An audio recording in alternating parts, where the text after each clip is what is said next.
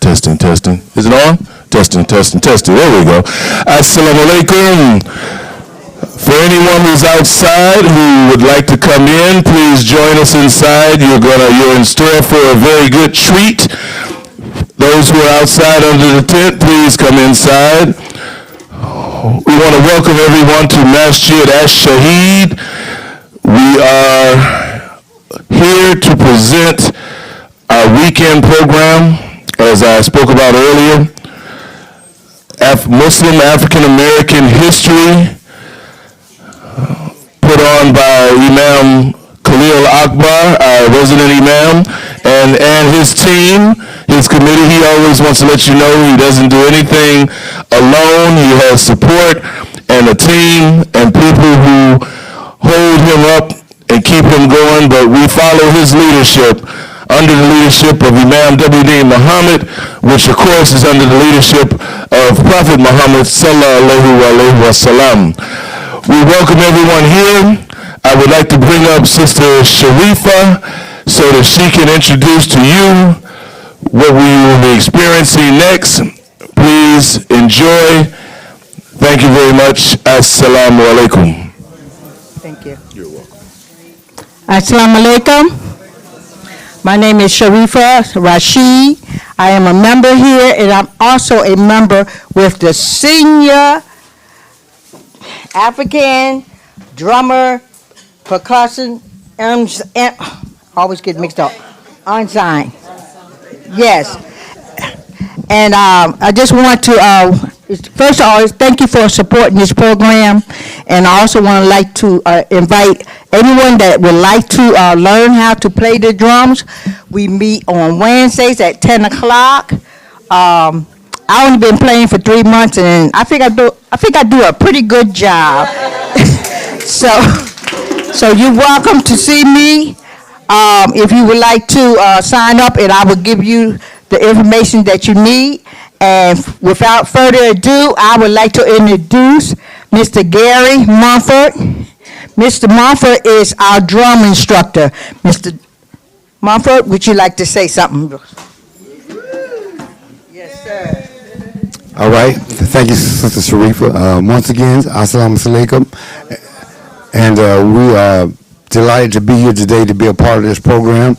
Before you are the Senior African Drumming and Percussion Ensemble. I want to say that one more time. The Senior African Drumming and Percussion Ensemble. Yes. That's right. That's right. That's right. And as you can see, we got brothers and sisters up here. You know? All right. Now, first of all, just to tell you a little bit about myself, I've been doing this now probably close to about 40 years. I'm a graduate from Livingstone College, but most of you might know up in Salisbury. I'm considered a master drummer, and I've been training little ones, middle-sized ones, and big ones. So, but today you have the Seniors Drumming and Percussion Ensemble, and we're getting ready to proceed with our program as we are getting ready to go through our Black History Month a lineup that we got coming up this month, and this is our first event. All right, and now before I get started, I want to definitely give thanks to the Queen. Yes, she I should say she's been only with us for about 3 months, but she has done a wonderful job, and she has been a great asset to the group. So wouldn't you all agree? Sister Sharifa. All right, now. We're going to get started with our opening rhythm that we call, everybody repeat after me, everybody say Mombasa. Mombasa. All right, we have various African drums here, and all of these are original African drums from Africa. Different countries like Ghana, Senegal, Sierra Leone, and Mozambique. So, we're going to open now with our rhythm we call what? Mombasa. All right, and this is a participatory event, so you don't just sit and observe, you get involved. With your hands, your feet, with your neck, with your head, with anything that'll move and vibrate, all right? And I got a little sister with here. She was all checking out the drums earlier, and I told her, one of the little sisters, I said, y'all, she's already auditioning that she's gonna take somebody's job up here. So where is she at? She's still in here. Sure. Okay. Well, I want to definitely get her back here before the program is out, because I want to definitely give her a chance to express her energy. Once again, Mombasa.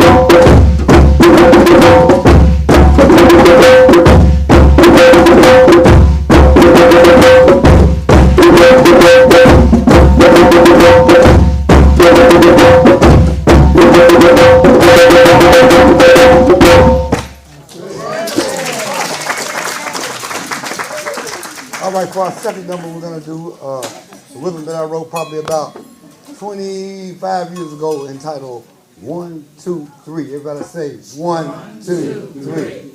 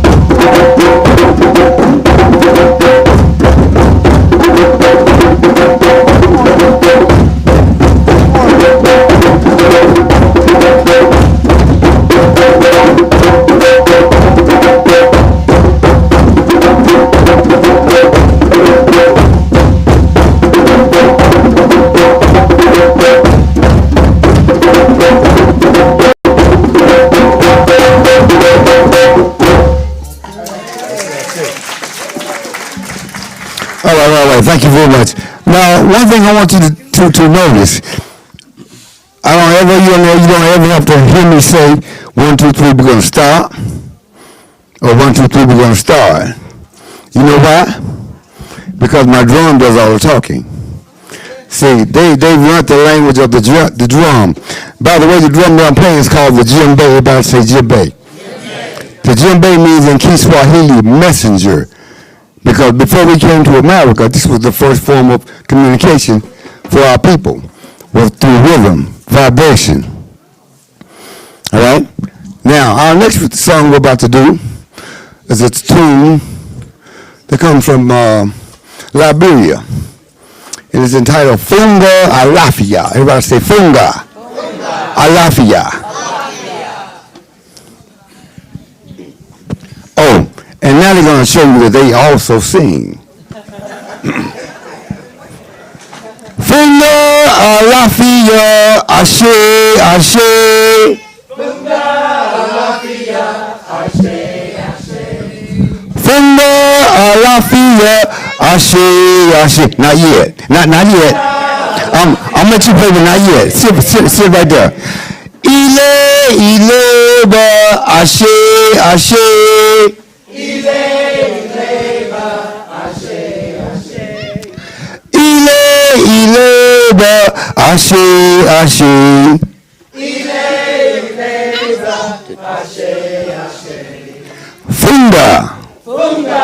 Alafia. Alafia. Funga. Funga. Alafia. Alafia. Funga. Funga. Alafia. Funga. Alafia.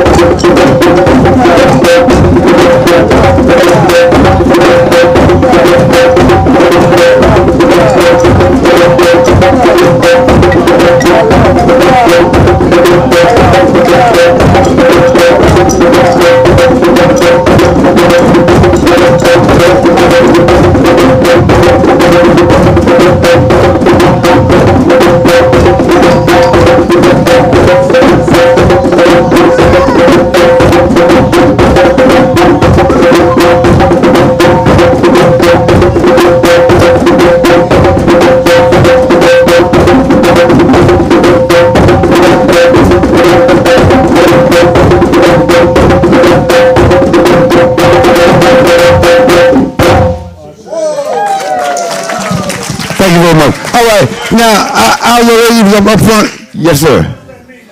Funga Alafia means hello, how are you? Hope you are fine. We said the English version when we spoke English. That was the English version from Funga Alafia. Hello, how are you? Hope you are fine.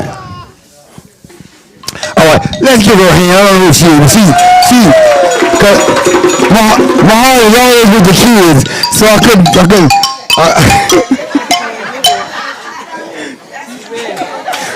Yeah, y'all give it to her.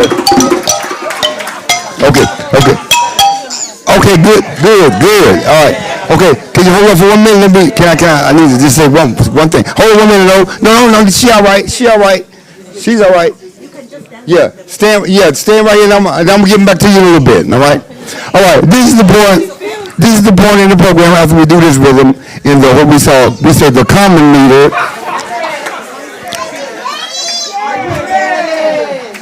All right, my new director. All right. This is the part of the program we always say we're gonna see who's gonna fall off the wagon. You know, and see, this is what means that we're gonna now pick up the pace. You know, we're getting ready to get into it now, get y'all really moving, and we always want to see who's gonna fall off the wagon. Who's gonna fall off the wagon? Are you ready, lady? Are you ready? You ready? All right. You ready to dance? All right, here we go.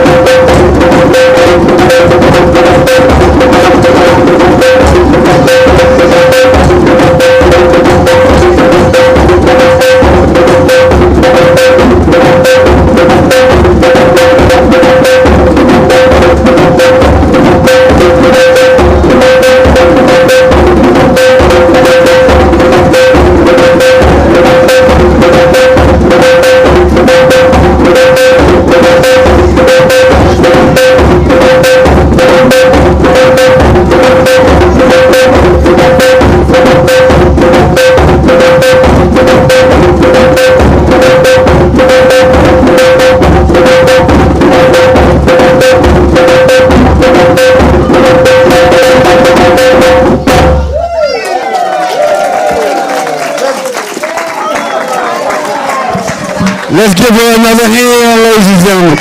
All right. All right. This next rhythm we're about to do is entitled Lamban. Everybody say Lamban. Lamban is known as the African ballet.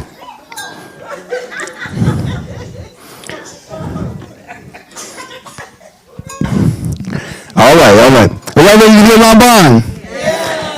All right, here we go. And on this, you're going to notice I'm going to be putting up fingers and I'm going to be giving direction while I'm playing, so they're going to be following. They know the language and they know the sound. Okay. All right. She did a good job. She did a good job. All right. All right.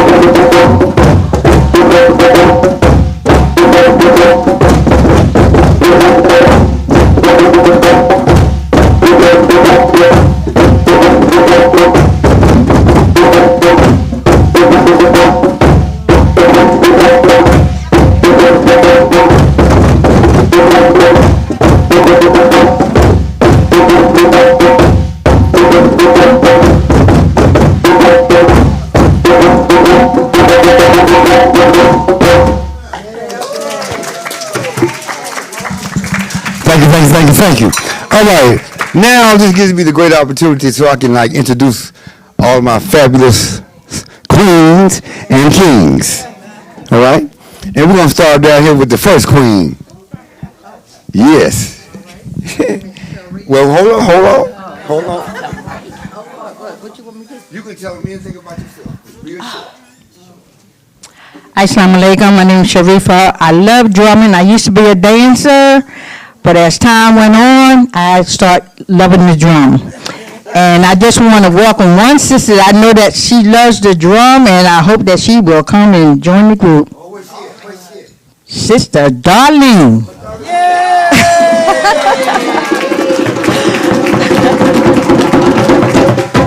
I got a drum for you, darling. Pass it on, give it to brother. Peace. I'm Himsa Patah, and I've been rocking with these beautiful elders for like the last month or so, and I'm just living and learning with them. I'm loving it. Hi, my name is. Hi, my name is Jennifer Mitchell, and I love drumming. The easiest sit-down instrument you ever can play. And I love our group. Hi, my name is Freddie, and I've been drumming now for about a year. And I really love it. It's exhilarating. It gets you all your good feelings just come out. It's a wonderful group. I'm glad I joined. Hello, my name is Juanita Kamalander, and I love drumming. I've been drumming for years. I think Gary taught us at the Y. So it's been some years, and I just had a birthday. Happy birthday to you. Happy birthday. My name is Jamil, close friends, and I've been drumming with Gary, off and on for about eight years, and it just fills my soul,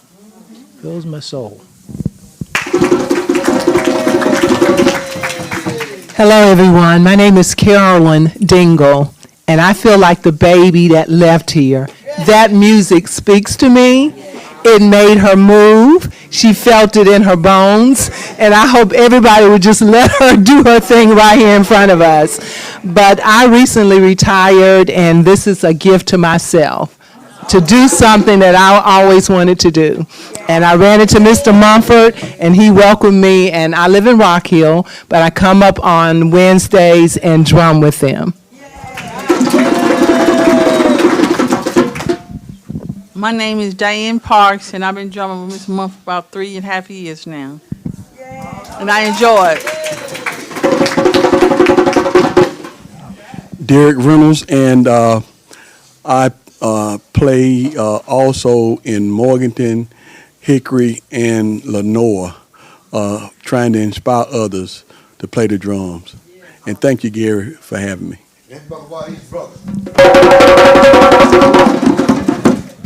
My name is Wali Salahuddin.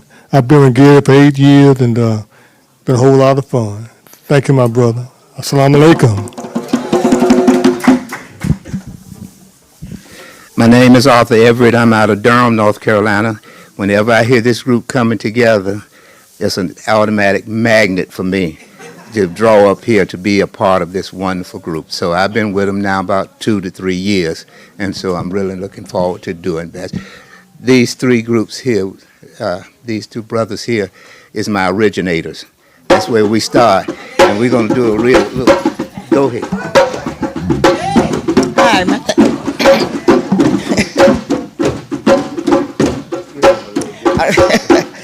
my name is Delara Wilson, but everybody calls me Laura. Excuse me, my voice has been out for about a month, but I'm going to say what I need to say. I have been with this group ever since I met Mr. Moffat about maybe 3 years ago when he first came to the senior center. And I'm only 3 of us that's left, me, her, and her. It was a whole lot of us at first, but we liked it so much we stuck with it, even through the pandemic. We went out and played outside.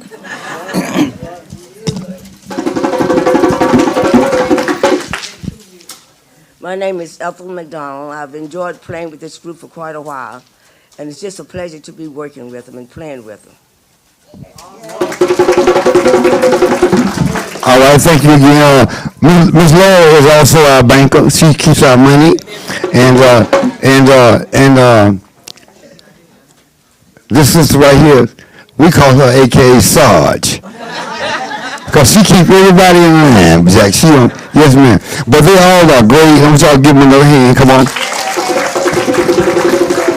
And last but not least, I am Gary Mumford, drummer instructor, master teacher. Like I say, I've been doing this probably about 40 plus years, and I've taught from the babies you just saw come up within here earlier, and until we got the seniors also. So, but I enjoy doing this. Rhythm has always been my thing. I just feel like this is my way of giving back to our culture, because the little people, see, they need some guidance and some direction. And when you can attract their ears through rhythm, then you can kind of get them to maybe listen to something that's constructive. So that's always been my mantra in terms of rhythm. All right, now, for this last rhythm we're going to do, we had one of our members recently that went to Cape Town. Actually, she's not here today. She went to Cape Town, South Africa. And when she made that trip and she got back, I put together a rhythm called Cape Town. Now, before we do this, I'm going to give a little, some information for the kids and for the older folks too. How many piano players we got in the house? Anybody in the house that plays piano? Any piano players? Okay, okay. You ever wonder where the piano came from? You ever wonder? It's been often said that African American people only contributed rhythm to the musical spectrum. Like beating the drums, right? And we already know. I dispel that myth real quick with this instrument right here. This instrument right here originated in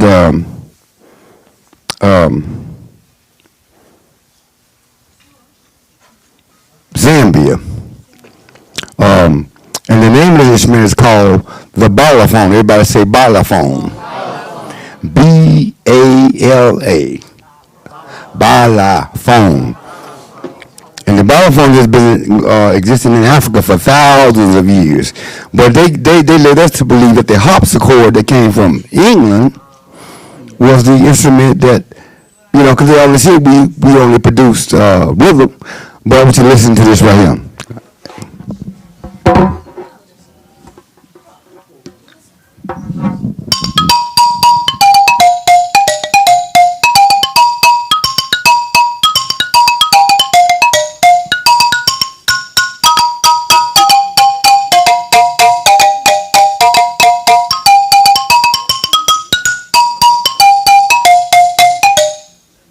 Can I get you to come up for 1 minute?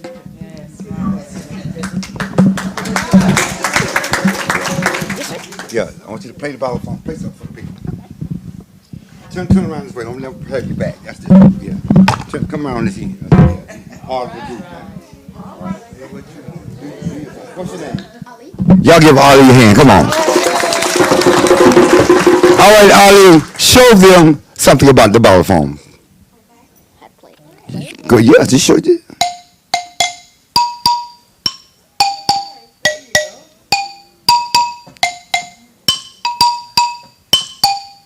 Hey, all right. Okay, all right. Good. All right, sister, come on, I got to get you up here too. Yes, because I saw you raise your hand first. Yeah, come on. Y'all give her a hand. Come on, give her some love. Some encouragement. Yes, my sister. Come on. What's your name? Najma? Okay, y'all give Najma a hand. Yes. Najma, show them what the balaphone sounds like. Play whatever you want to play, sweetie. Whatever you feel.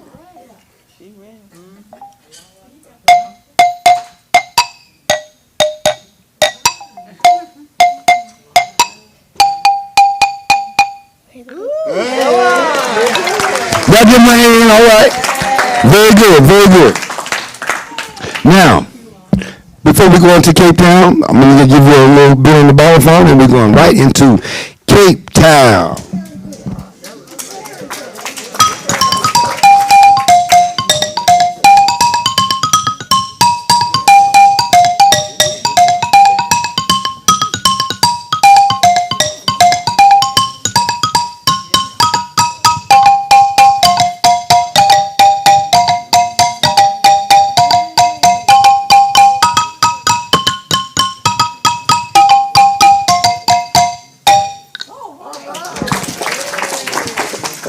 Everybody put your hands together like this right here. Yay! Let's go to Cape Town.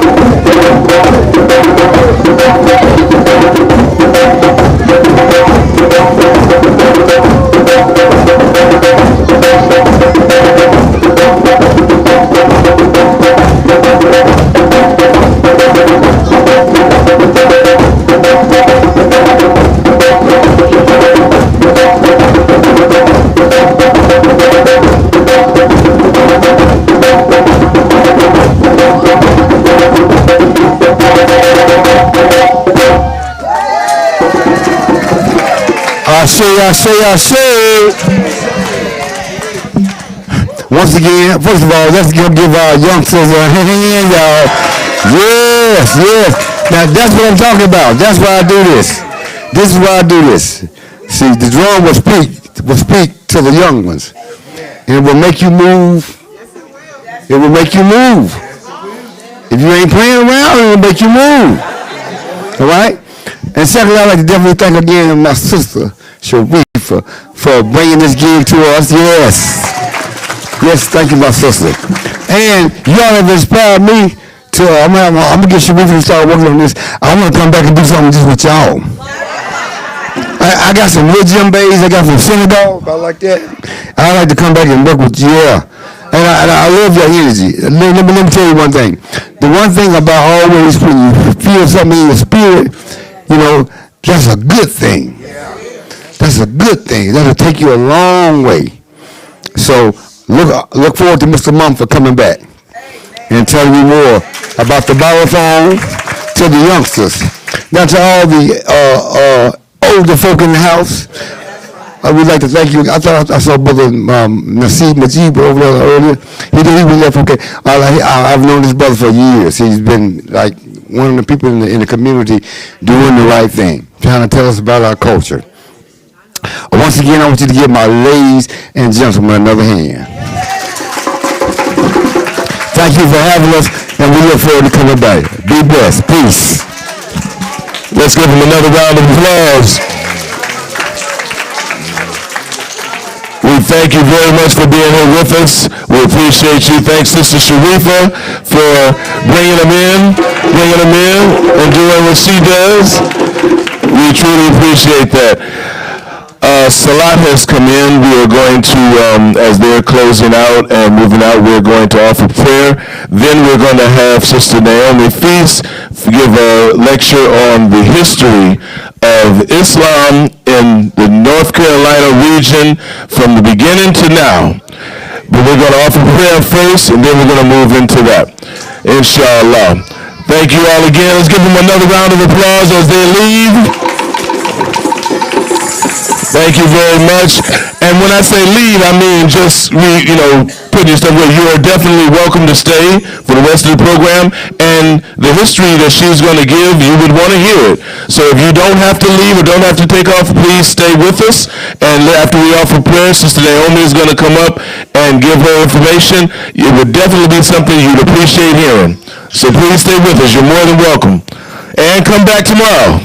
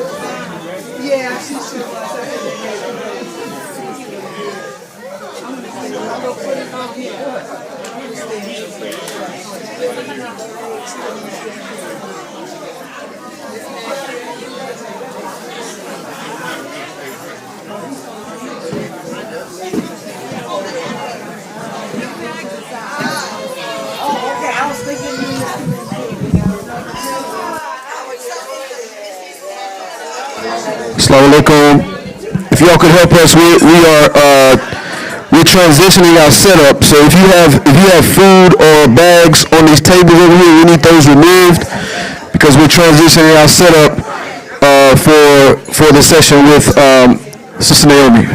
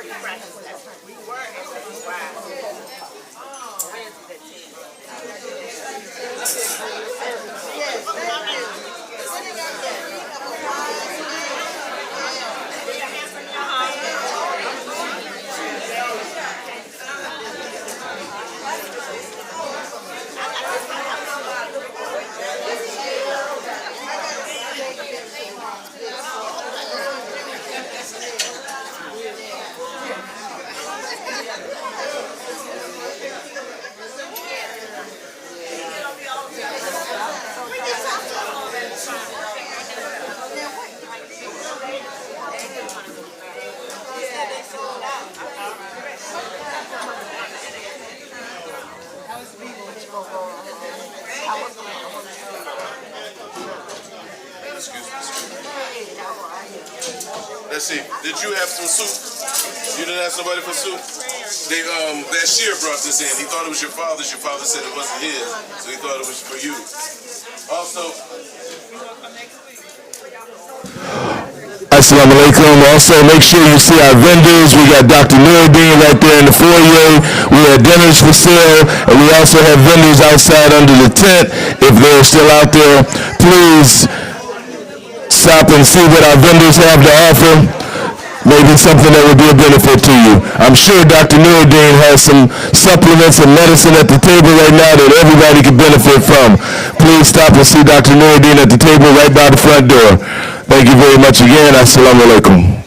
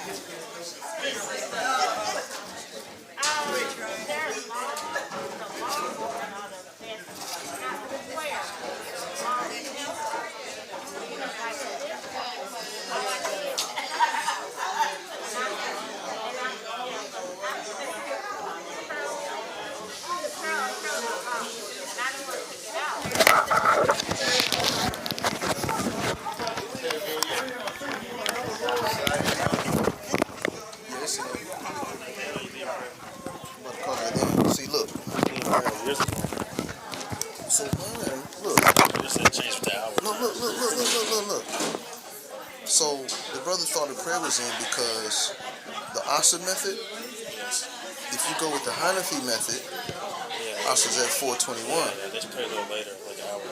If you go with the Shafi method, They saying now. Yeah, it doesn't really matter. It's like afternoon, so. Yeah, so I'm gonna call it a day and we're gonna pray.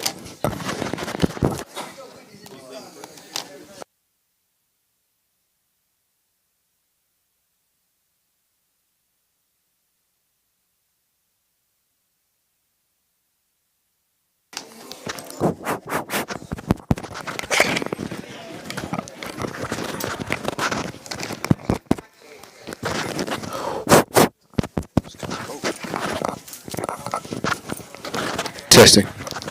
Testing.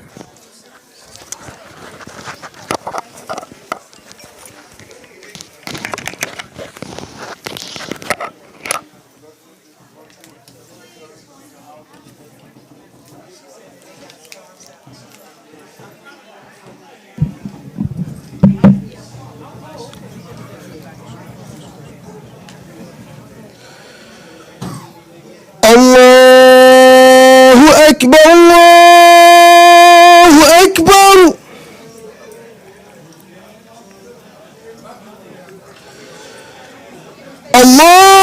Allahu Akbar, Allahu Akbar.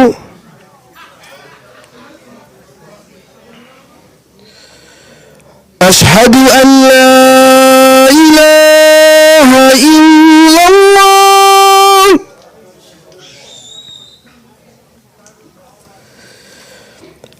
أشهد أن لا إله إلا الله.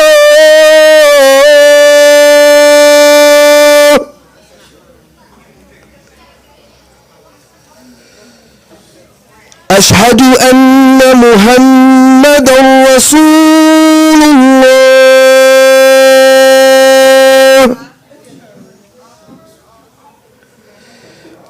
أشهد أن محمدا رسول الله.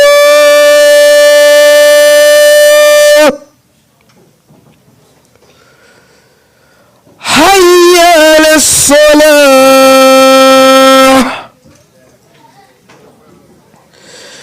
حي على الصلاة.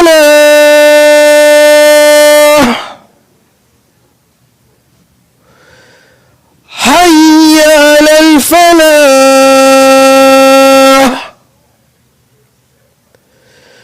حي على الفلاح.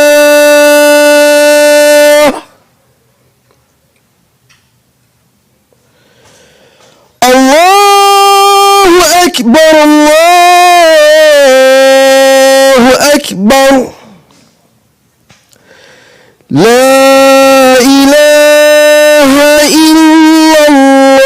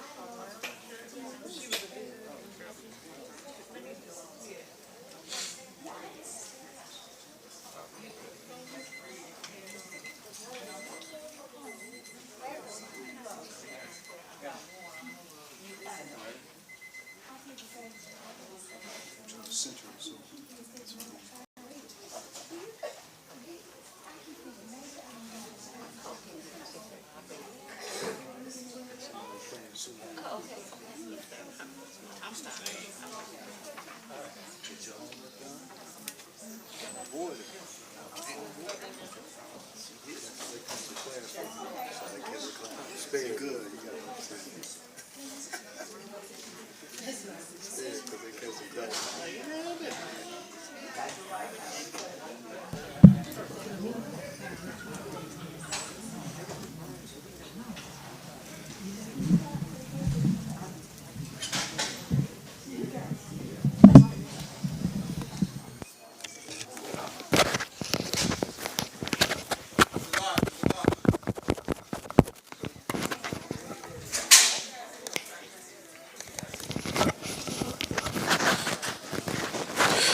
الله أكبر الله أكبر الله أكبر الله أكبر أشهد أن لا إله إلا الله أشهد أن لا إله إلا الله أشهد أن محمدا رسول الله أشهد أن محمدا رسول الله حي الصلاة حي الصلاة حي الفلاح حي الفلاح قد قامت الصلاة قد قامت الصلاة الله أكبر الله أكبر لا إله إلا الله.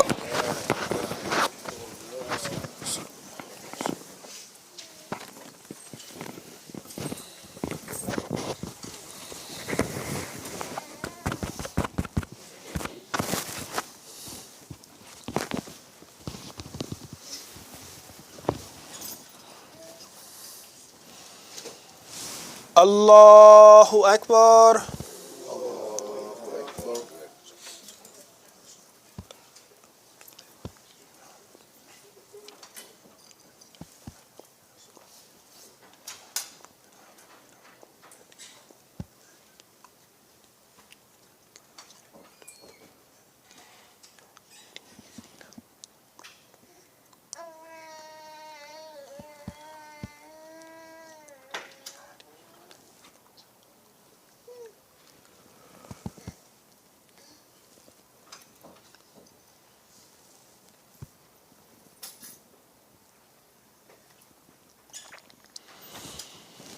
الله أكبر.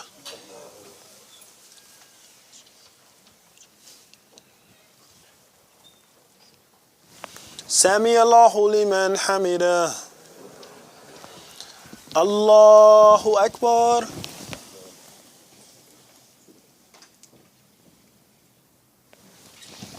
الله أكبر. الله أكبر.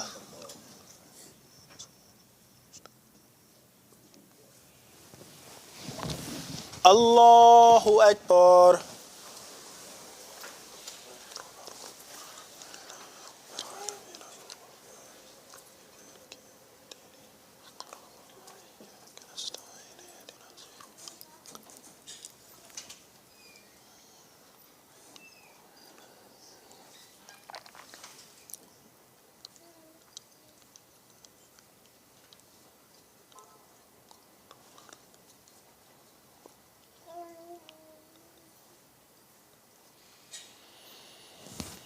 الله أكبر.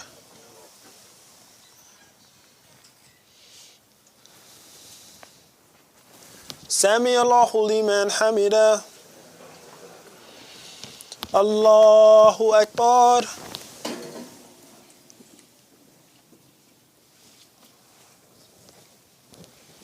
الله أكبر. الله أكبر.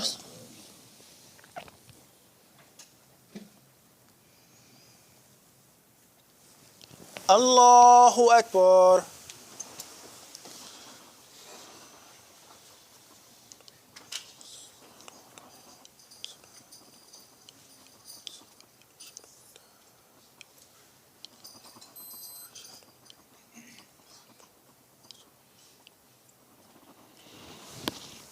Allahu Akbar.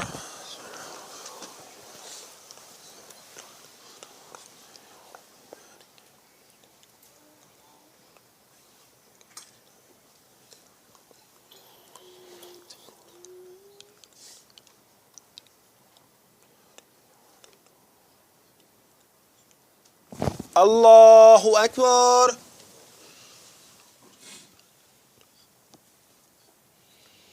Sami Allahu liman hamida. Allahu Akbar.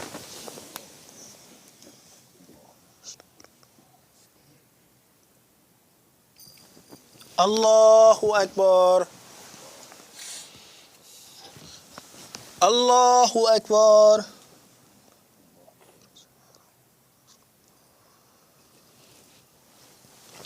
Allahu Akbar.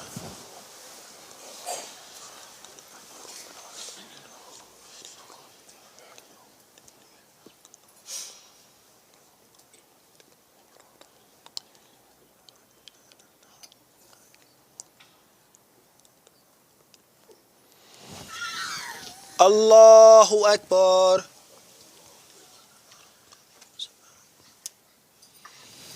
Sami Allahu liman hamida. Allahu Akbar.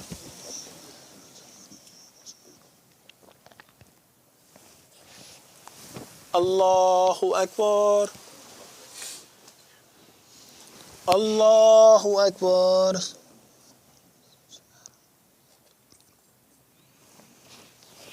Allahu Akbar.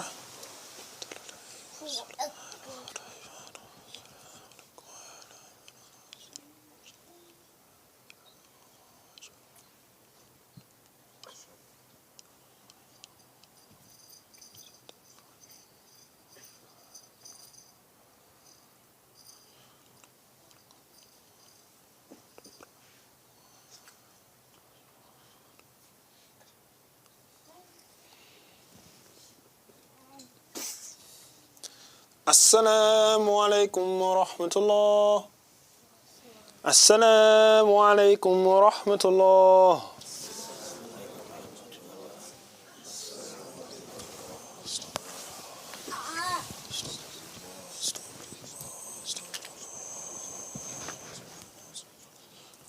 Subhanallah.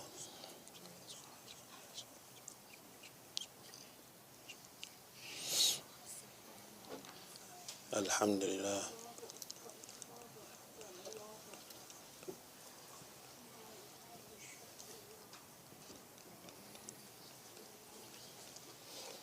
Allahu Akbar.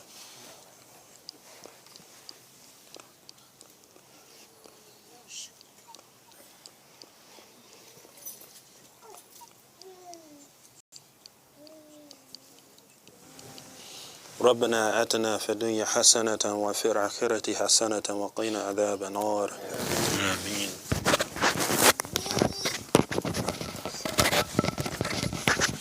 Assalamu alaikum. All praise due to Allah. We're now going to set up for Sister Naomi, and she's going to give us something that's very important. We treasure education, and all of us need to know about the history of Al-Islam here in North Carolina. And when she gives it, some things I don't know because originally I'm not from here. You know, and we really appreciate you coming and accepting to be with us. So we're going to set up. Okay, we're going to set up, inshallah. Thank you. Please don't run out and leave. If you have to go, that's understandable.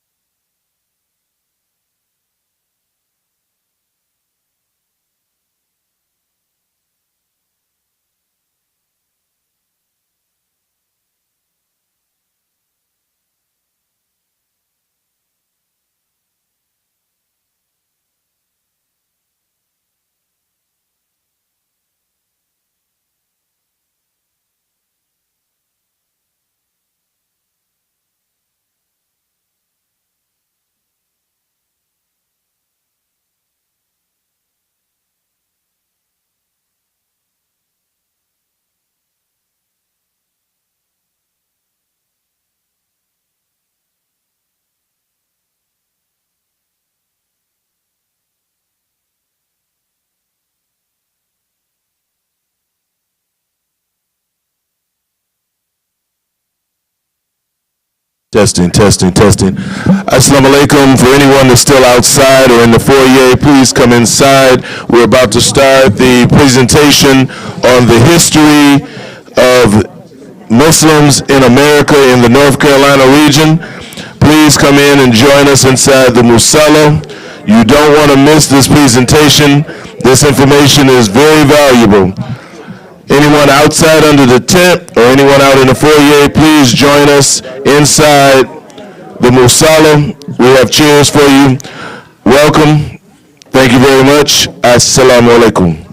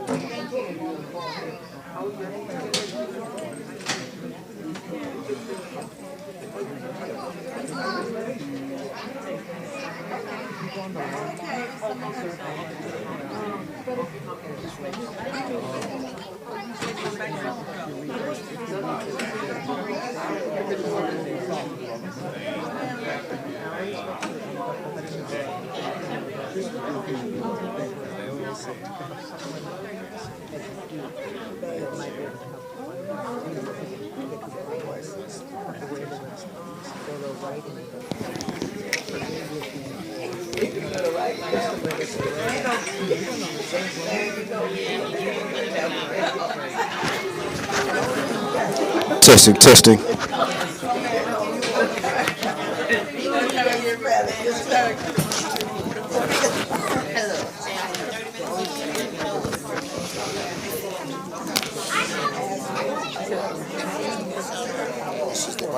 Thank you. Oh, it is. Alhamdulillah. Assalamu alaikum. Testing.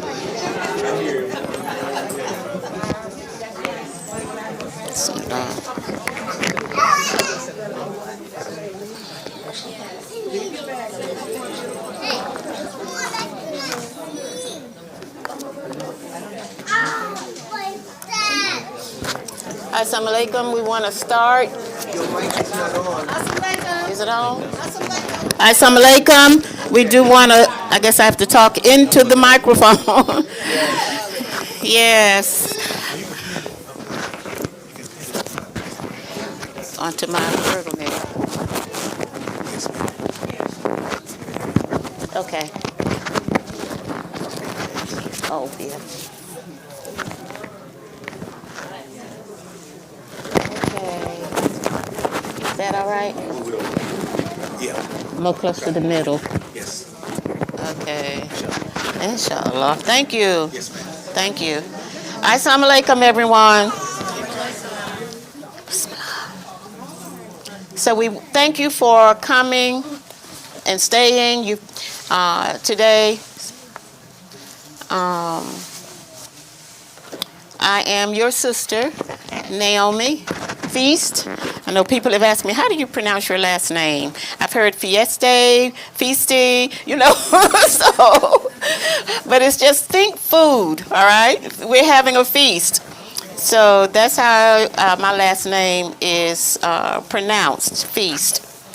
So I don't know if the coordinators want to say something, but I can just go ahead and get started. Bismillah ar-Rahman ar-Rahim. First, we always want to thank Allah for blessing us to be here, having a safe journey to Charlotte, to be with my family. You all are family.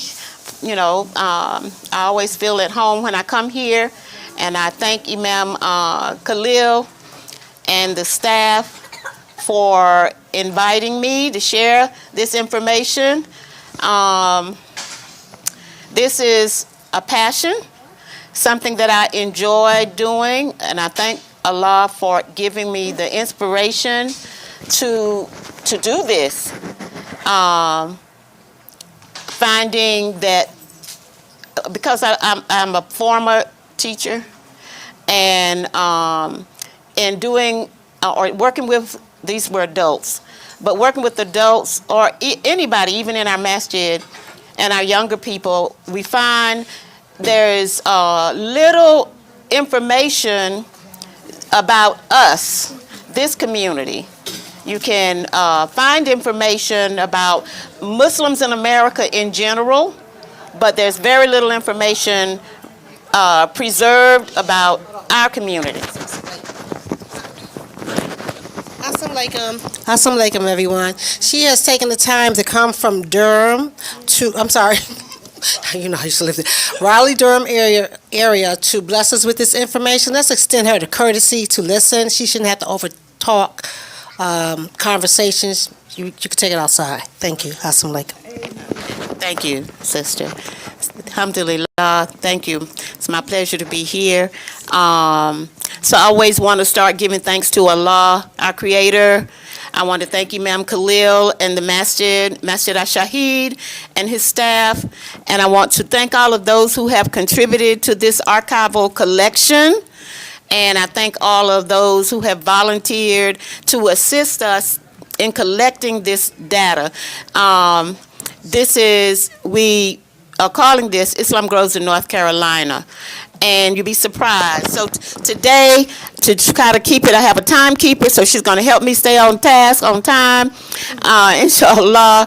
So today, what we want to do is review the growth of al-Islam in North Carolina as part of the unfolding plan of Almighty God, Allah. Our being here is not by accident. It's all a part of Allah's master plan. And we want to share information based on the data that we've collected. We want to highlight the fact that we have contributed in the area of education, business, civics, politics, and cultural growth over time. We also want to learn about some of the challenges and triumphs and strategies that were used by early pioneers who contributed to the growth of Islam in North Carolina. And finally, we want to give a brief overview of where, and you see all those capital letters, that stands for the North Carolina Muslim Communities of Imam W.D. Muhammad Preservation Project. So we want to give you a general overview as to what we've done and where we want to go from here. So we want to start with the icebreaker. So now this is where you get involved. Okay? So find a partner, somebody sitting next to you. Like I said, now I was a former teacher, so here we go. Got to do a pop quiz. Here is what I want you to do. Now I don't know how many people are from North Carolina here, but we're going to do it anyway, inshallah. So you do the best we can. All right, here's an icebreaker. It's a true or false. What I want you to do, talk to your partner, somebody sitting next to you. There are 5 questions. And you can decide whether you as a team decide, is this true or is this false? One can still find evidence or lingering signs that Islam was introduced to only about 10 or 20 North Carolina towns by early pioneers in this association. So you and your partner decide, is this true or is this false? We're going to reveal the answers pretty soon. Number 2, Muslim Women's Group in our association was once known as MGT and GCC. True or false? Don't say it out. You and your group, you and your team member decide, and then you can see whether you got it right. Number 3, the longest running Clara Muhammad School in North Carolina closed its doors in 1989. True or false? Muslim men collaborated with local law enforcement to address blighted neighborhoods in Raleigh and Durham. You know what blighted means, right? Okay. True or false? And last, Mujtaba A. Muhammad, serving Mecklenburg's 38th district, is the first Muslim elected as a North Carolina senator. True or false? Okay, now you already know in your head what you decided, right? All right, let's do the big reveal. So number one can still find evidence or lingering signs that Islam was produced in only 10 to 12 North Carolina towns. False. Number two, the Muslim women's group in our association was once known as MGT and GCC. True or false? True. Okay. The longest running Clara Muhammad School in North Carolina closed its doors in 1989. How many say false? Hands up. Okay, I ain't counting, but you know, okay. The reveal. True. Okay. Number four, Muslim men collaborated with local law enforcement to address blighted neighborhoods in Raleigh and Durham. True or false? True. Yes. Okay. Mujtaba, and I don't know if I'm saying his name right, Imam Nasif can let me know, Muhammad, serving Mecklenburg's 38th district, is the first Muslim elected as a North Carolina senator. True or false? True. False. So now we need to find out who was there before him. All right? But I'm not going to tell you right now. Okay? All right. So, Muslim pioneers have left their Islamic footprints across this state. Now, what you see here is a map of North Carolina. And you see all these names. Remember that true or false said only 10 or 12 towns? Okay, here are towns, 13 areas, towns, neighborhoods, whatever you want to call them, where our brothers left their footprint, made an impression, brought Islam as it was understood during the Nation of Islam period and after to these communities. And even down in Charleston, South Carolina, Columbia, Chesterfield, Florence, and Rock Hill. Brothers from where was that? Chester. Okay, see, I missed that one. So there were brothers from our community who traveled these areas. And when you look at that map of North Carolina, you see all these places, some small, some bigger. The towns in blue indicate we were there, a community was established there at one point in time, but no longer, there is still a community there, but it is no longer a community in this that's managed by members of this association. The yellow indicates, yes, our brothers went into these areas, but we don't have, there are still some Islamic centers in these areas, but we are not sure if it's a result of our brothers being there. I'm sure our brothers had an impact on bringing Islam, I'm thinking, but there's some gaps in there, so we still have to find out about it. But there are Islamic centers in these little communities. Hamlet, Burlington, Ashboro, not sure about Lexington. I think there might be. Laurinburg, Monroe, there is one in Monroe. Let's see. Yes, Ashboro, there's one in Ashboro. The one in the Burlington area, I think it's like the Islamic Center of the Piedmont. Then there's one in Rayford. So when we get down to like the Rockingham area, Hamlet, Rockingham, there's Islamic Center of Masjid al-Medina in Rayford, North Carolina. So Islam has spread across this state. And our brothers, many of our pioneers, were the first to go into some of these little communities to introduce Islam.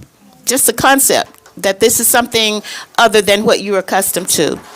So Many endured triumphs and challenges while spreading Islam from the mid-50s to 1975 under the leadership of the Honorable Elijah Muhammad. And let's see if we can hear, something about the triumphs. Oops. I don't know what happened to my little thing. Anyway, we interviewed Imam Irvin Shacker, and he shared some very interesting comments. And oh, here it is. See, I couldn't see it. So now he's going to tell you some of the areas that they visited, that the brothers went into. So I hope you can hear that.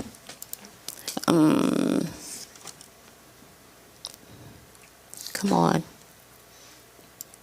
Ashburn. Thank you. Lexington.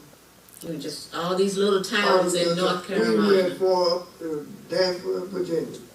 Okay. So the men would just come together at a given point and decide today we're going out to these different cities, and you went out and sold papers and just talked to people. And talk to people. Okay. That's how Al-Islam was. That's why you had pockets of Muslims all over the place. Yes, yes. Wow. So it's sort of like, well.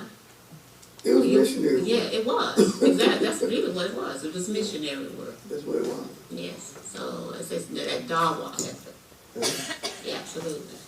Well, that is very powerful. So, were there any particular challenges that you can think of that made it?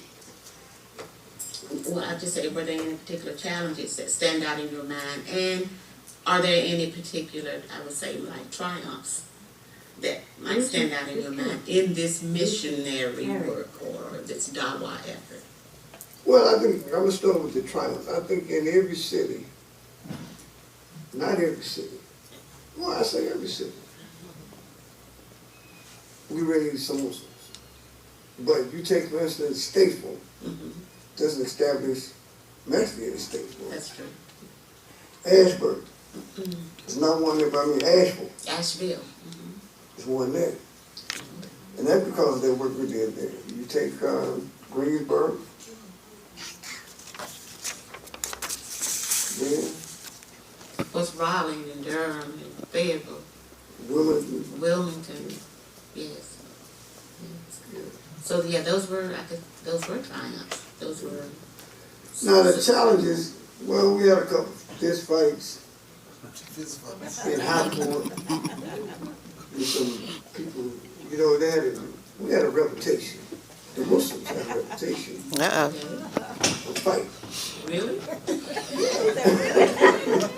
Okay. And there always somebody gonna challenge you. Oh, okay. So we had a big fight in high court. The brother said that paper. One African American took the paper, pulled a gun, and then made the mistake and put the gun up. When he did that, but while he went through the window and grabbed the man, so when they grabbed the driver, I was here. We got the word back in the fight over there. We had 3 others, but we get over there. The fight was over. But then we had a big fight down here in the project. Was it all because of who you were and what you were trying to do? Yeah, it's selling the paper. Oh, And people gonna challenge you. yeah. And all these Shaw and them, they had a big fight with the army patrolmen Wow. in Monroe area. So that was, nobody got killed, Right. Thank Allah. but it was a challenge. Yeah, there were challenges, for sure. And I imagine with something like that, when you're out and you're in the community and you intermingling, and then the message, you're going to have some challenges. You had some challenges. Yeah, you're going but the triumphs outweighed the challenges, so that's the positive. Yeah. But the fact that you got temples in these areas now. That's right. Masters in these areas. That's true. Okay. All right. Well, is there any particular, what I want to say? Let me see if this is going to. Okay. So we stopped there. So that was quite interesting conversation with Imam Irvin Shacker up in Winston-Salem. So we know our brothers it was, as they say, this was dangerous business. It was dangerous, but the brothers went out in the name of Allah and did what they needed to do, and therefore there were footprints left. Okay, so it was all about the concept of building a nation. We're going to build this nation. And part of this idea of building was to always have a school.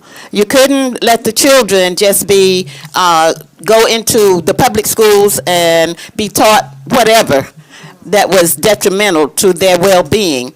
So North Carolina established it was called the University of Islam at that time. And so this picture shows these were children in the University of Islam in Raleigh, North Carolina. And there was the University of Islam here in Charlotte with Masjid Ali Shah.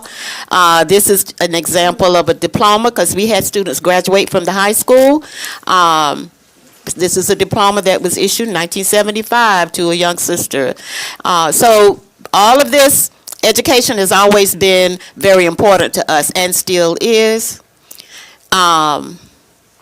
So 1975 ushered in some changes with our new leader, Imam W.D. Muhammad.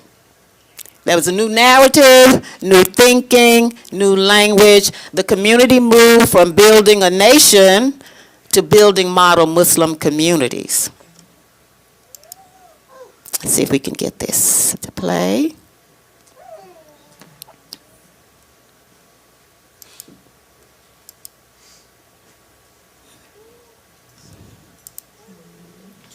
It's something missing in our soul. The soul of a community man.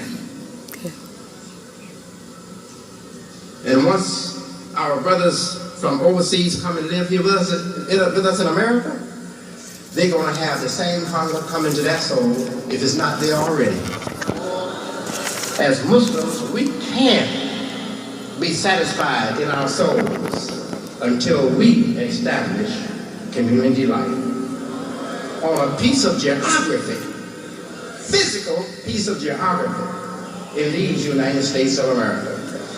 So I'm not speaking only to you, I'm speaking to our Pakistani brothers, I'm speaking to our Indian brothers, I'm speaking to our African brothers, I'm speaking to our Arab brothers, I'm speaking to our Iranian brothers, I'm speaking to all Muslims in America. This is the direction that Imam W.D. Muhammad suggests to you.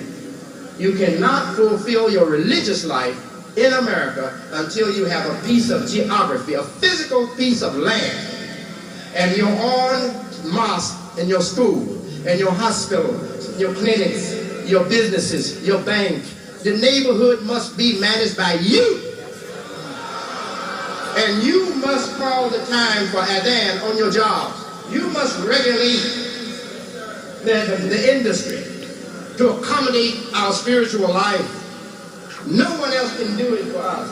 God, when He prescribed for us Islam, He put us in a position where we cannot satisfy the need of our souls until we satisfy the obligation that He gave to us from the hand of Muhammad the Prophet, sallallahu alaihi wasallam, the obligation to establish the Ummah of Islam on a physical piece of this earth.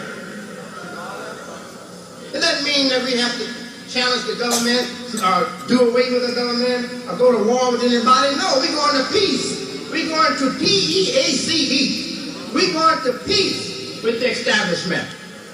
But we are going to insist upon having the freedom to build a model community so that the establishment will have the opportunity to look at what an Islamic community really should be and really is, and decide whether it want to continue with life as it has it, or whether it want to adopt Islamic life for itself.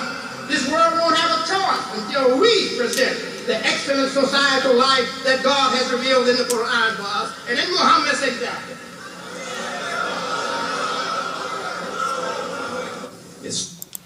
Alhamdulillah. So that's the new narrative, new thinking, new language. Build community life, not build a nation.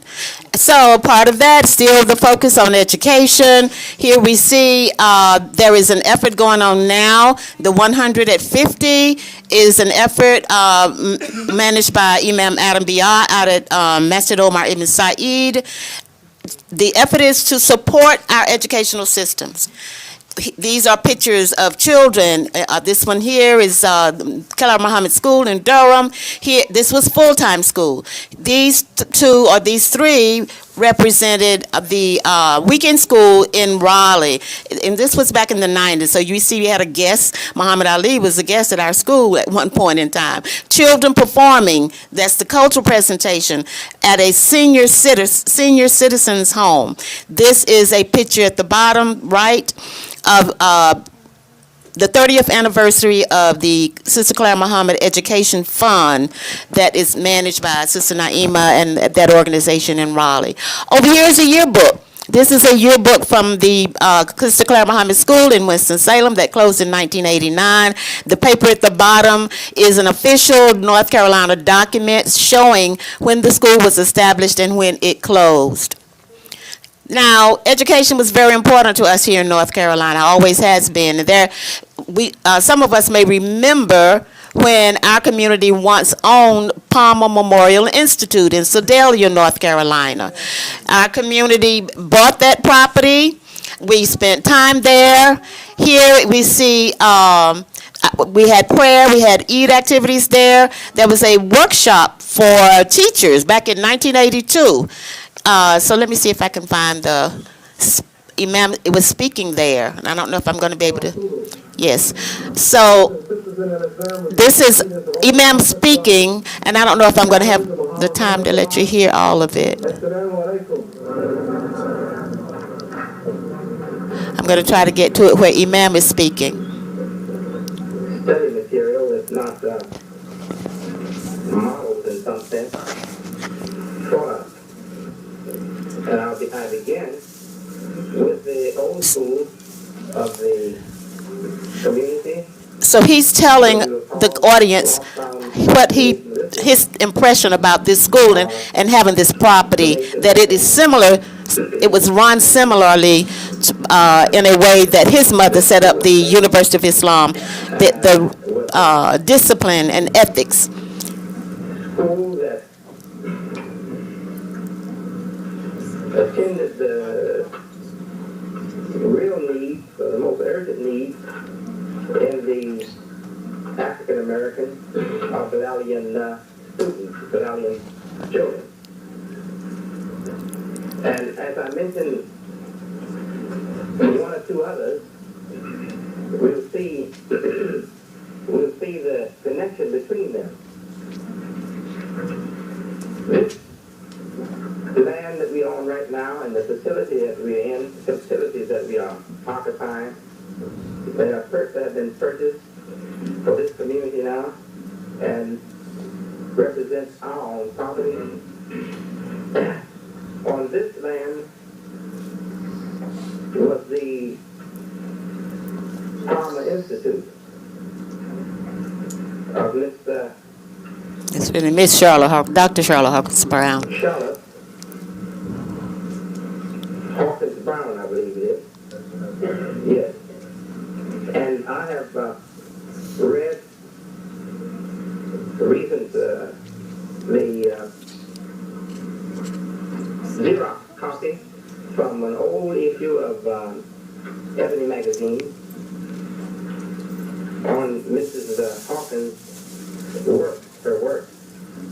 And what impressed me was the concern for discipline in the life of those students that were fortunate enough to be accepted by Mrs. Brown.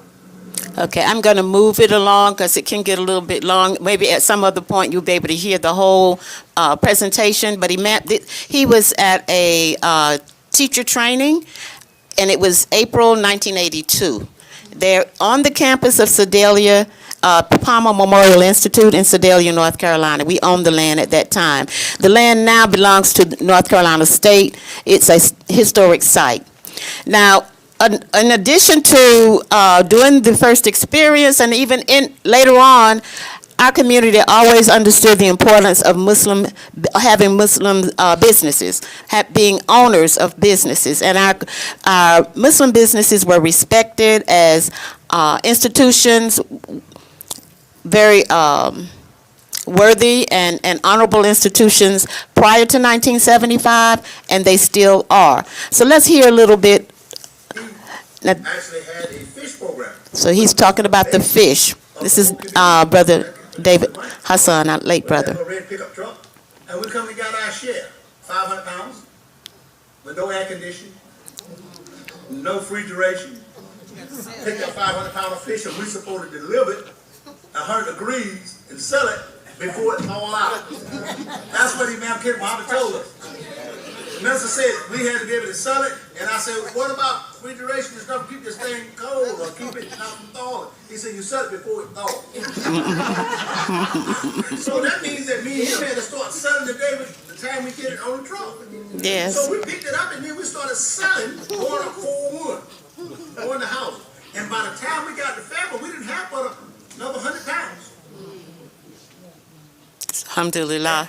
So we're going to move on. So here we see a picture. Now, one thing about our brother, our dear brother David, he knew how to find and be a part of the movers and the shakers. So you see him here with the late Congressman John Lewis. He's even here with the picture of former President Barack Obama.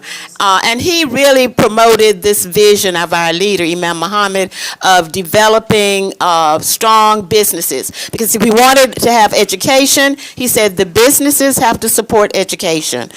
He really was very strong supporter of that idea. The first CPC, which meant Collective Purchasing Conference or Council, I think conference, was Collective Purchasing Conference was held, the first conference was held in Raleigh in 2007.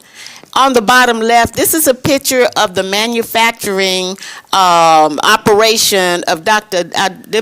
brother, Dr. Douglas Diab's shea butter. And ain't no butter like the one he had, or he has. You know, he has the best shea butter. I'm sorry.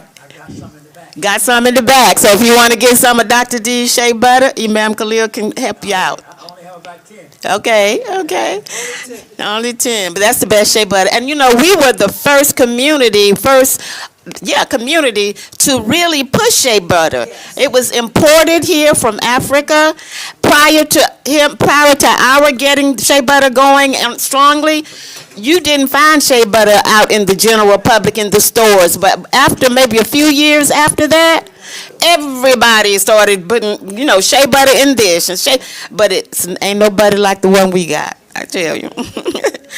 Okay, and so here, religious expressions before 1975 introduced new religious ideas and practices to the African American community. Now, during that time, of course, we were under the leadership of the Honorable Elijah Muhammad. The top left picture with the numbers, like number 63, who knows what that stands for? Right, those were the temple numbers. So you see Charlotte was number 36. This came out of, I want to say it was a Muhammad Speak. This was just a clip from the Muhammad Speak. That was a competition. How many visitors could you get to the community, on a weekly basis? And so Charlotte, for this given week, brought in 30 visitors. Raleigh is further down the list. We brought in about 19, but look at the competition, and the further you go up, like New York, Washington, it got up into the triple digits, okay? This middle picture here is from a 1963 Look newspaper, a magazine article. This was at the time when Baldwin, what's his first name? James Baldwin. 63 was turbulent years. We were heavy into civil rights. James Baldwin was living in Europe at the time. He came back, did a tour of the South because he wanted to get a better understanding of what was going on here. And he ended up in Durham. And you see he was in front of Muhammad's Mosque of Islam. And that was on Pettigrew Street. That was one of the earlier locations, not the first, but one of the earlier locations for where a community started. And that was with Imam Kenneth Muhammad and his family, and there were others, Secretary Milton, Brother Minister Paul, Brother Imam Safadine, a.k.a. Leo Graham. Those people were really the forerunners to building a community there in the Durham area. Also, our brothers wore a uniform. This is not a uniform here with the brother with the FY, but it's just a cap. Our sisters wore uniforms as well. There were some specific instructions and practices. This bottom picture shows Malcolm or Haj Malik Shabazz was in Durham for a debate with the late, what's his name?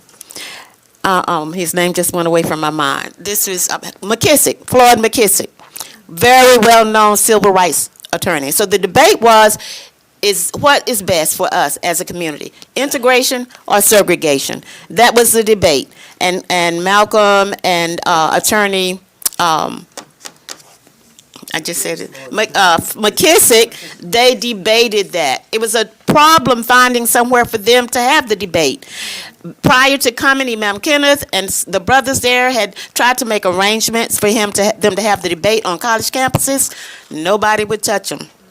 So we ended up having it on South Roxborough Street, where the community would meet in an auditorium upstairs over a cab company. And it was packed full. We do have some other pictures of that. But eventually UNC Chapel Hill allowed him to speak. And then this is just a clip from a newspaper about the Durham black Muslims. Here, of course, with Imam Muhammad, with the new leadership, our community evolved our religious practices to reflect Al-Islam proper, where we fasted during the month of Ramadan. We made our declarations. We prayed, we fasted, we made Hajj. So here, and many cases, we were made very good efforts of establishing our own masjids and Islamic centers. This is Masjid Al-Razak Islamic Center in Durham. To the left is the first Masjid Omar Ibn Said that was built in Fayetteville in 1987. Unfortunately, the highway came through. That had to be demolished, but there's now a new Masjid Omar Ibn Said. Eid prayer, at one time we held our prayers and we did our weekend school at Shaw University. Some of you may know there have been some, the Masjid at Shaw has run into some problems lately. But we, at that time, we had no problems going in and using the facility. We had our school there on the weekends. We had Eid prayer, and you see the people looking up. Imam Kenneth was up there giving the Eid khutbah, so that's what they're looking at. Here we have, Imam Muhammad visited Raleigh, Durham, and many of the cities. But this is a picture of some of the people you might recognize there on Duke University's campus. They were participating in or attending a lecture given by Imam Muhammad on Duke's campus. To the left here, we see the children. This was a triangle Eid celebration. Thank Allah, we were able to, there were a group of us sisters in Raleigh, formed an organization, and we each year for a number of years sponsored the Triangle Eid celebration. We would partner because we knew we didn't have a sufficient space. We would partner with local groups in the city who had space, who were already open to the public, and who would already attract people. So we partnered at this year, this was in 1998, with the North Carolina Museum of History and had a Triangle Eid celebration. The history staff, Museum of History staff, docents had their activities. We had our activities, and the museum was open to the public, so anybody that came to visit the museum that day, they got a nice treat. They were able to participate in an Eid celebration. So it was really very effective in that area. The bottom picture is a rendition of what, inshallah, As-Salam Islamic Center's masjid will look like. We do have a building, a construction project going on. So pray Allah that we will have that soon. Okay, 1975, Muslims became, or after 75 and later, became engaged in civic and social services. Here we see our political brothers And you know who, I guess you know the one in the middle there. The brother on the left is Brother Fleming El-Amin. He's a county commissioner. And this is the Brother Muhammad out of Charlotte. He's a senator. The longest serving Muslim senator in the state of North Carolina is this brother right here. His name is Larry Shaw. He served from, I want to say, 97 or 95, 92 to 2011, I want to say. 92 to 2011, I believe. But longest serving Muslim senator in North Carolina. So we do need more people. There was also an effort to, as we said, clean up the blight in the neighborhood. We were encouraged to do that. We wanted to deal with So let's listen. the blight and some of the other social ills that was affecting the West End neighborhood, West End society. We formulated some ideas and some thoughts, and we said, well, let's get with the police department to see if we can do some things collective to help the drug situation, especially because during that time the drugs were really plaguing all the neighborhoods. And Khalil Abdullah, who's scheduled to go along with myself to a meeting at the Durham Police Department, he had a health issue that night, so I went on my own.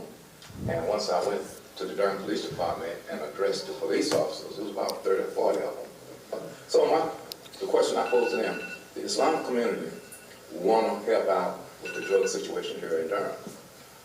I said, what we're proposing is to get with you all and to do some night activity and some day activity as far as patrolling. They were all for that. So we organized some things. We would let the police know which nights, which days we're going out. And it was very successful. And what happened, we were so effective that unfortunately, we were pushing them out into other folks' neighborhood. So we had to start going in those areas, patrolling as well. And we had drug dealers who came up complaining to the police officers that we were harassing them. And which we were. And the police officer thought that was very, very comical. Drug dealers complaining about Muslims harassing them because of their illegal activities. Yeah, very interesting. Told us to keep doing what we do. So, alhamdulillah. So we see here, of course, the group of men that were out there pushing the drug dealers were organized, and they called themselves Amen. And you see, they had their uniforms on. Here's one brother being interviewed by, I guess it's a radio commentator, but they were very effective. Being socially conscious was very and has been very important. Here on the right, we see a group visiting or participating in the Reconstruct the Family Life. This was an event that takes place in Wilmington at the Tawheed Islamic Center, Imam Sharif down in Wilmington. This is a group picture. We haven't had that since COVID, but it was always a very good event. Bottom, I think most sisters in here might know who these people are, some of them. Our Syrian sisters, very active in the community, giving back and addressing social concerns. Now, culturally, we have always had made some kind of contribution. Of course, everybody knows the bean pie. That's one of our cultural contributions. But we also have performing artists. We know this sister right here, Hannah, our own sister here from Charlotte. The bottom picture is a brother Yusuf. They called him Brother Yusuf. His name is Yusuf Salim out of Durham. He came from Baltimore down to Durham. That Imam Kenneth went and got him. They were friends because Imam Kenneth played the guitar. They had a musical group, and they performed. This brother just kind of lit up Durham as far as jazz is concerned. So much so that now there's a group that's preparing a documentary about him. Which is very, very good. He was responsible, had some responsibility in helping to shape two of African-American jazz artists, Eve Cornelius and Nina Freelon. So if you ever heard of those two jazz artists, he was very instrumental. I remember him playing his little group, Brother Yusuf, Brother Kenneth, Brother Daoud, Mr. Ledbetter, right there at Shabazz restaurant in Durham in a little corner, and those sisters would sing. So it was really, really good. He was very good. Here, quilting. Some of us, not me, but some sisters have this craft of quilting. And so this is an international festival event in Raleigh that attracted some 30,000 people over a weekend. We had a booth, and our booth was to represent African American culture. This particular sister is a master seamstress, master quilter. And in that exhibit, she was showing, you can see very closely here, showing one of the guests that just came by the booth how to stitch certain quilt stitches. So she was very good. Here is another example of participating in the International Festival. There was an exhibit that focused on the Emancipation Proclamation. So there have always been avenues for us to share our history. But unless we put our own presentations together about the history of Muslim African Americans, it won't be out there for people to hear. But this is just a general about African American history, before freedom, when freedom came, and after freedom. Who were some of the characters that made a lasting impression during those periods. And the bottom one, this is another picture, or a picture, of when we partnered with the Museum of History for that Triangle Eid celebration. These two brothers are being interviewed by commentator with WUNC Radio. That event was broadcast live, so people could hear what was going on at the museum, and it probably attracted some people to come to see. But she interviewed these two brothers. I would love to find her. I can't see her face. I haven't been able to find who she is, because I would love to get copies of those interviews to make it a part of this collection. So, the legacy of engaging society more broadly continues across North Carolina with today's leaders. So you see some of today's leaders, imams of the various masjids. I guess you might recognize a few faces here. Any faces up here you don't recognize? I hope you recognize pretty much all of them. These are our leaders in our community, and just some of them, because there are many others who are leaders in other areas that are not imams. Again, this is a group picture of various communities across the state engaging in different events. So we are growing our legacy, and we are sharing our stories as we continue to build community life. Many untold stories of Muslim African Americans are still waiting to be discovered. However, if you, well, I don't want to say however, let me put it like this. If you search the internet or go online, when you want to find out about Muslim African Americans, those of us who are descendants of enslaved Africans, who are the people you hear about most of the time? You do nowadays hear about Omar Ibn Said. Some of you may be familiar with him, of course, Malcolm, and of course Muhammad Ali. These are your standard go-tos when you want to find out. But let me just share this with you.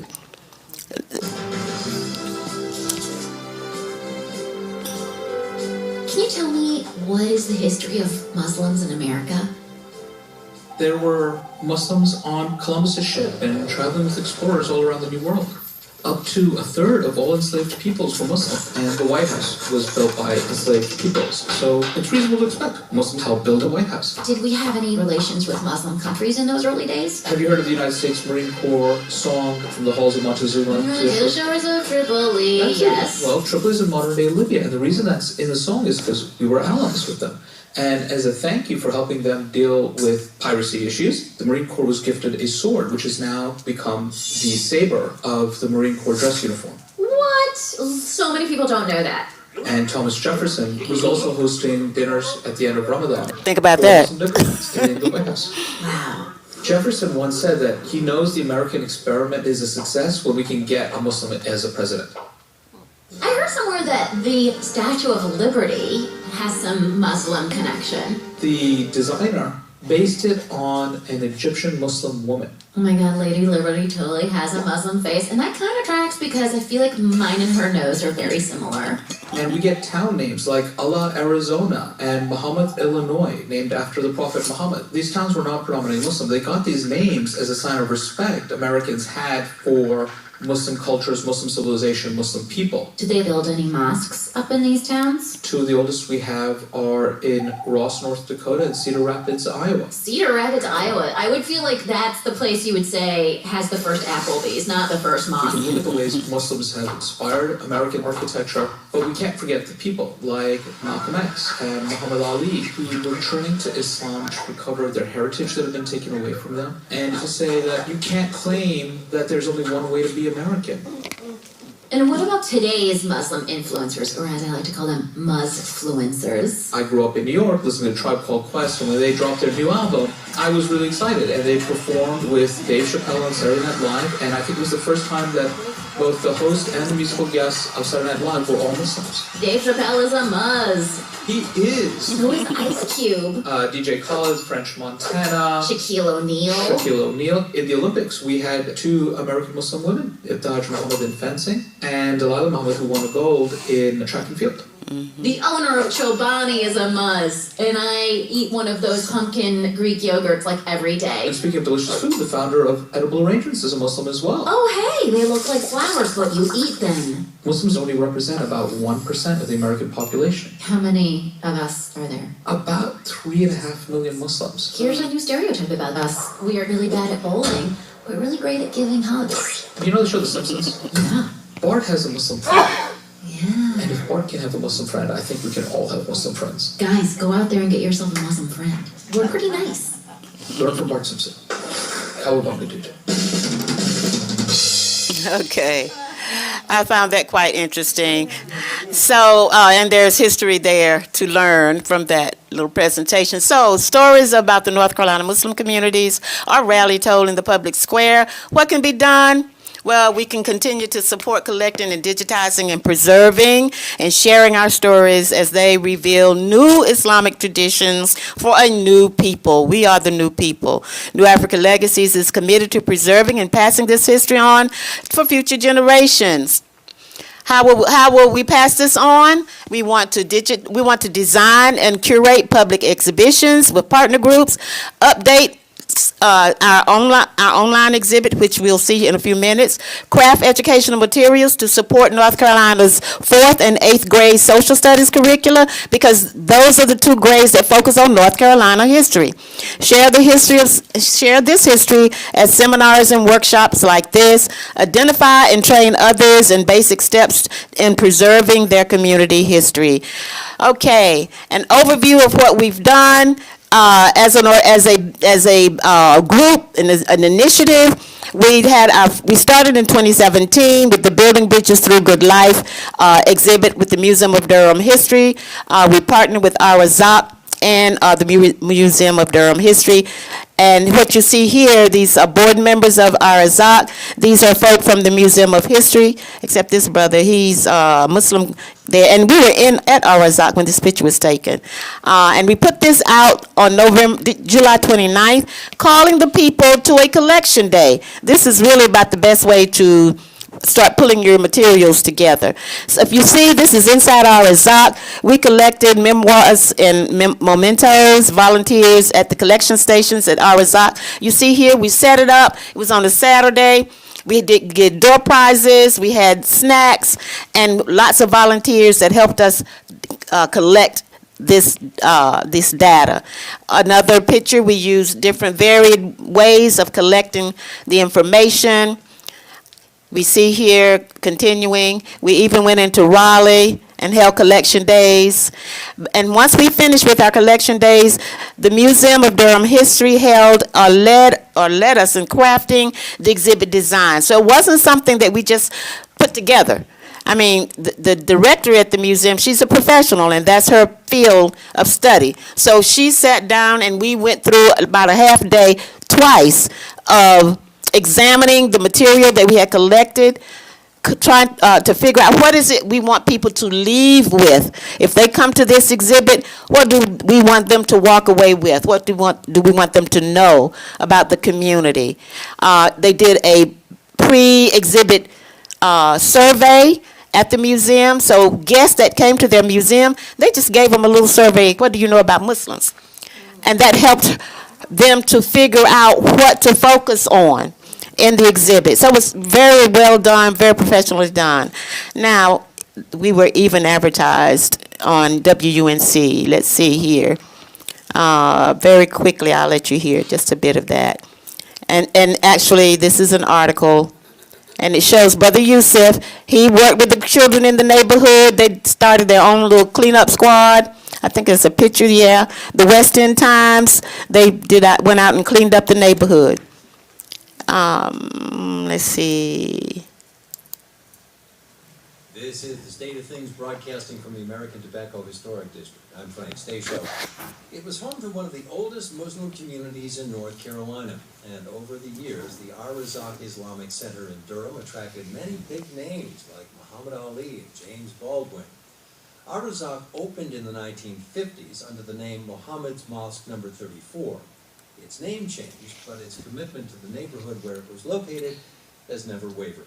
The mosque and the community it serves is now the subject of an exhibit at the Museum of Durham History called Building Bridges Through Good Faith.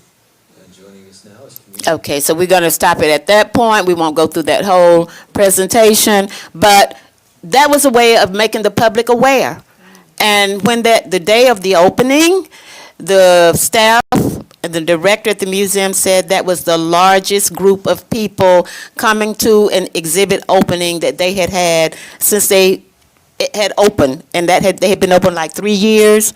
And so people were curious. People wanted to know. And throughout the whole time, lots of people came to view that exhibit, brought children. There were university students came. It was really a great experience. Here we see the opening. You can see the diversity there at the museum. More pictures of openings, activities.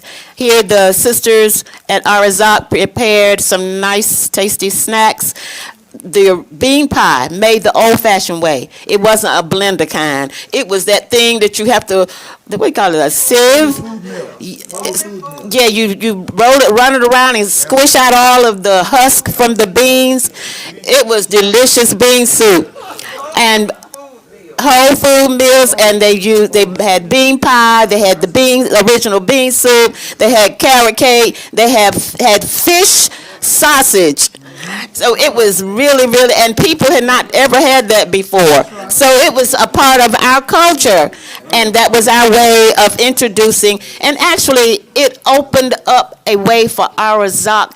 Actually, it was during Ramadan too. So it was just before Ramadan. It opened up a way for Ar-Razak to have people come in because there was an open house held. People who had never been in that place before came to the open house.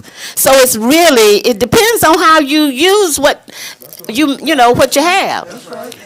So when the opportunity comes, you have to just blow it up and make the most out of it as best as you can to let people understand who you are, what we bring to the table.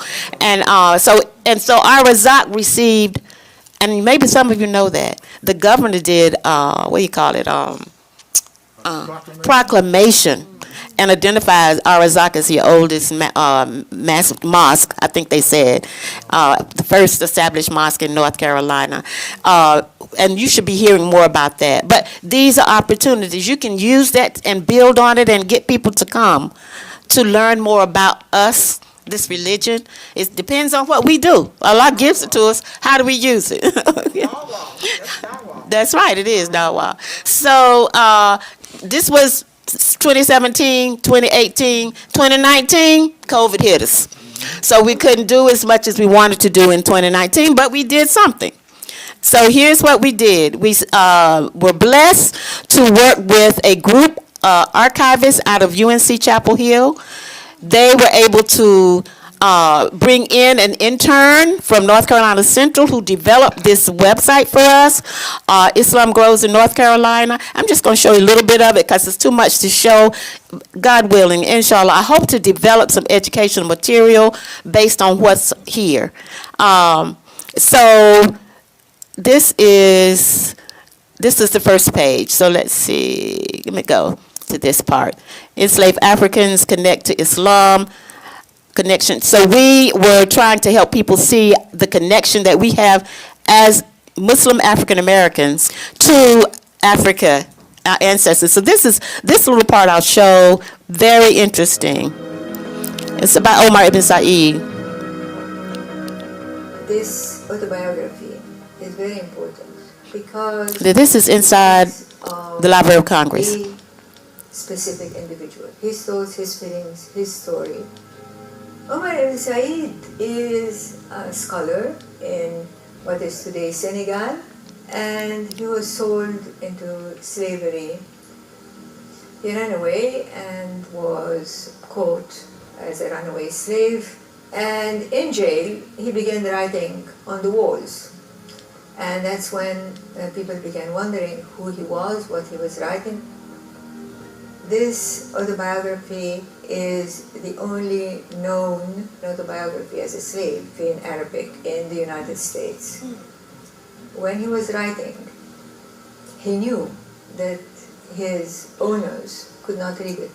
So Arabic is, in a way, a language in which he could be more truthful, more candid about his real feelings.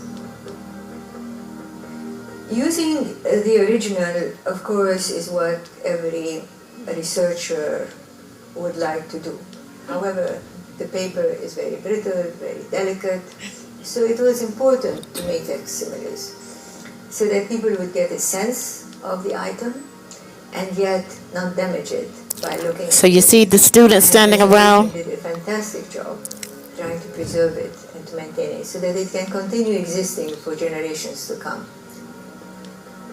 So what we're really hoping to achieve with this documentary that we're doing at Richard Wright, we hope to really appeal to the younger audience because we want them to know more about their Black history. Like, to me, it's amazing because I never heard of Omar ibn Said at all. So to me, it's just like, it's like an amazing experience. Yes. A collection such as this one questions the very principle of enslaving another human being. Hopefully, it'll be a tool of education, of learning. So again, this whole idea of archiving, that is, it's a art, it's a profession, and we need people to go into this area. You saw the young people standing around there at the Library of Congress. They're creating a documentary. These were Muslim children. These were students from a local school. We need to develop educational materials. We need to develop documentaries. We need to write books. We need to develop educational material for elementary, pre-K to 12th grade. You know, because on the college level, you have your academicians who are writing these books. But when it comes to those lower grade levels, our children don't have, not just our children, the children don't have that. Yes, sir. Which website? This one? This says North Carolina Muslim African American. It's kind of long. .wordpress.com. So this. Okay. I was trying to bring it up so you can see it. Okay, this is what it is. ncmuslimafricanamericans.wordpress.com. Even if you just type in Muslim African Americans in North Carolina, just type it in and see what comes up. But it's so much in here. We were very blessed to have this young Muslim help us pull together this online exhibit. And there's so much in here. And what was fascinating when I looked at, when we looked at, was this the New Visions? This one about Marcus Garvey. You can see now the connections. On the morning of August 3rd, 1920, 46-year-old. So when they say, this whole, where we are now, those of us who are sitting here now, we are a part of an evolution, of an evolving. Allah evolved, He evolves humanity, but we are a part as a result of our experience as having been enslaved. Along the way, there have been those who've tried to address our condition, Marcus Garvey being one. And you can see the influences of the Garveyites You can see the influences of what's the other one? Drew Ali. So this one really, when I looked at this and I see those brothers standing out there in their uniforms marching in a parade, it made me think of the FOI. Really. So it's very informative. As a young boy, to see my father in the parade was one of the greatest things in the world. This part was really something. I would be right there to see him put on his tunic. And Tunic. sword that he carried. It really made me feel very proud. Influences, Islamic influences.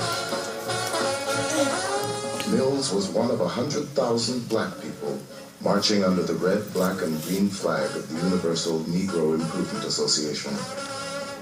The world had never seen anything like it. It was all the work of one man, Marcus Garvey. Okay, so we're going to stop there. But, if you look at that, you can see and learn about the influences. And actually, later on, if you all know Imam A.K. Hassan in California, Los Angeles, I think it is, he wrote a book, and it's somewhere here in my presentation, and I don't know where it is, but how his family went from, I think it was Drew Ali, then Marcus Garvey, or it might have been vice versa, to Nation of Islam, and then Imam W.D. Muhammad. So his family, he talks about how his family evolved with coming into understanding who they were. And that's what's been happening to us. So one other thing, that was 2019, was the online exhibit. 2021, 2022, we were blessed to have another exhibit at Duke University. It was entitled The Transformational History of Our Razak Islamic Center. You can see it opened July 29th and closed December 12th. We offered a training. Some people participated. Dr. Aisha Johnson, North Carolina Central professor, led the training. It was funded by the Provost's Office, Duke University. Dr. Mona Hassan, a professor, was the principal investigator, and she partnered with Arazak and with New Africa Legacies. You will see here the exhibit opening at Duke, exhibit closing, and this year's work that we hope to continue, collecting oral histories and digitizing archival documents, host another archival training. We're in conversation now with Masjid Omar Ibn Said to host another training event sometime in the summer. We want to develop study materials for 4th and 8th graders and identify new partner groups that may host our seminars and workshops. Long-term speaking, we do have to secure a home for this collection, and I think this is about the last slide. But I have just nothing but great respect and thankfulness for Imam Mikhail Sahir in Indianapolis, Indiana. He encouraged me. He was sort of like a mentor and showed us what his community was doing there in Indianapolis. They partnered with Purdue University or Indiana University and a professor there, and they were able to, this is the site that you can go to and actually explore history from that community. You put in a keyword. So if I put in Sister Clara Muhammad School, what pops up? Something should pop up. Okay, there we go. So what you have here, these are documents. Different individuals and different events at the school. So when it's time, when scholars, educators, anybody that wants to learn something about us, our communities, we need to have something for them, somewhere for them to go to get information. Thank you for your kindness. If you would like to tell your story with us, share your story. What's your story? Come sign this little book, and I'll get in touch with you, this little piece of paper, and I'll reach out to you, and we can make some arrangements as to when. Actually, I would love to have a collection day here at Masjid Ash-Shaheed, similar to the one we had at Masjid Al-Razak, or Razak Islamic Center. It was very enjoyable. It was festive, food, prizes, and then at the same time, we had lots of volunteers at different stations we were digitizing, we were scanning, we were doing interviews, oral, we were doing videos. So it goes faster. You collect more materials, and it's done in that period of time. Thank you so much for your time. Alhamdulillah. Takbir. Thank you so much, Sister Naomi, for that excellent presentation. And, your work is valuable. And I know it hadn't been easy doing it, but we thank you for your tenacity, your stick-to-itness, because, this is our history. And thank you.